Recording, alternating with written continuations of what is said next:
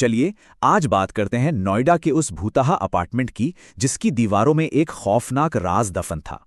सोचिए, एक नए घर में खुशियों के साथ साथ अगर कोई भयानक राज भी छिपा हो तो। ये कहानी है शर्मा परिवार की। रंजीत, रीना और उनका बेटा रमन नए सपनों के साथ यहां आए थे। लेकिन बालकनी की दीवार पर वो अजीब सा काला धब्बा आने वाले खौफ की पहली निशानी था।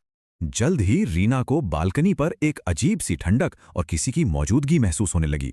और फिर एक रात खिड़की से झांकती एक औरत की परछाई दिखी। रीना की तो जैसे जान ही निकल गई।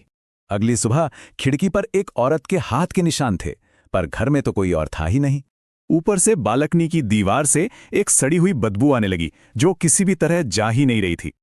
उनका बेटा रमन भी अब चुप चुप रहने लगा था, बस उस धब्बे वाली दीवार को घूरता रहता था। और जब माँ ने पूछा तो उसका जवाब रोंगटे खड़े कर देने वाला था। रमन ने कहा कि दीवार के अंदर एक लड़की फंसी है जो सांस नहीं ले पा रही। अब तो पड़ोसी भी अजीब आवाजों और उस भयानक बदबू की शिकायत करने लगे थे। एक पड़ोसी ने तो यह भी बताया कि पुराने किराएदार, एक परिवार, अचानक ही गायब हो गया था। हद तो तब हो गई जब बाथरूम के शीशे पे भाप से लिखा मिला, अब और नहीं। बस अब परिवार समझ चुका था कि वो यहां महफूज नहीं है।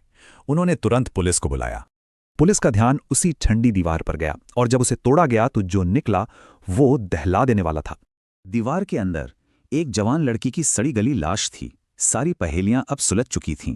फोरेंसिक रिपोर्ट ने तो और भी भयानक सच बताया। लड़की को दीवार में जिंदा चुनवा दिया गया था। ये लाश उन्हीं पुराने किराएदारों की बेटी की थी जो अचानक गायब हो गए थे। इस खौफनाक खुलासे के बाद शर्मा परिवार ने अपना सारा सामान वहीं छोड़ा और कभी वापस नहीं आए। लेकिन कहानी यहां खत्म नहीं हुई। आवाजें तो अब भी आती थीं, पर अब वो डरावनी नहीं थी। अब रोने की जगह एक राहत भरी फुसफुसाहट सुनाई देती थी। तो क्या कुछ आत्माएं डराना नहीं चाहती? वो तो बस चाहती हैं कि कोई उनकी अनसुनी कहानी सुन ले।